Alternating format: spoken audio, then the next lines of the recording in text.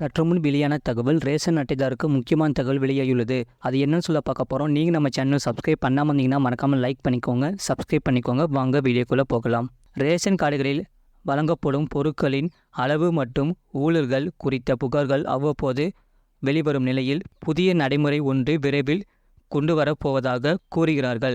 தமிழகத்தின் ரேஷன் கடைகள் மூலம் அனைத்து அட்டைதாரர்களுக்கு குறைந்த விலையிலும் இலவசமாகவும் அரிசி, பருப்புகள் உள்ளிட்ட பொருட்கள் வழங்கப்பட்டு வருகின்றனர். மேலும் பொங்கல் பரிசு, மகளிர் உரிமை தொகை உள்ளிட்ட நிதி உதவிகளும் நலத்திட்ட உதவிகளும் வழங்கப்படுகின்றன. அதே சமயம் சில ரேஷன் கடைகளில் முறைகேடுகள் நடப்பதாக புகார்களும் கிளம்புகின்றனர்.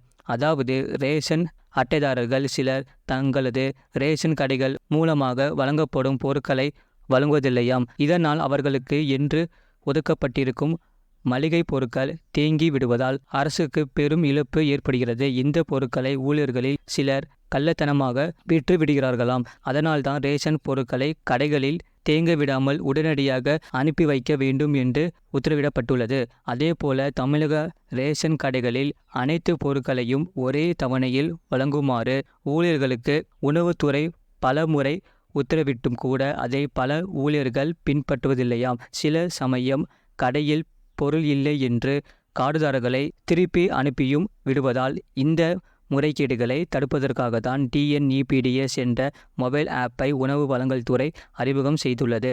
இந்த ஆப்பை ரேஷன் கார்டுதாரர்கள் தங்கள் செல்போனில் டவுன்லோட் செய்து கொள்ள வேண்டும். அந்த செயலில் கார்டில் உள்ள குடும்ப உறுப்பினர்கள் முகவரிக்கு ஒதுக்கிய ரேஷன் கடையில் உள்ள உணவு பொருட்களின் இருப்பு, முந்தைய பரிவர்த்தனைகள் உள்ளிட்ட விபரங்களை துல்லியமாக அறிய முடியுமாம்.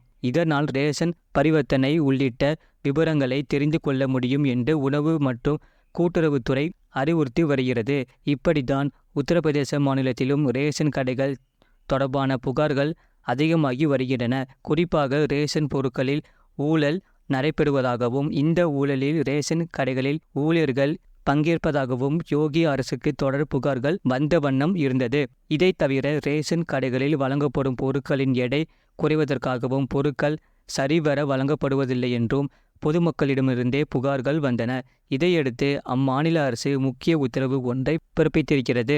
UPயின் சால்மி மாவட்ட ரேஷன் கடைகள் அனைத்திலும் EWS என்ற மின் எடை அளவு முறை அறிமுகப்படுத்தப்பட்டிருக்கிறதாம்.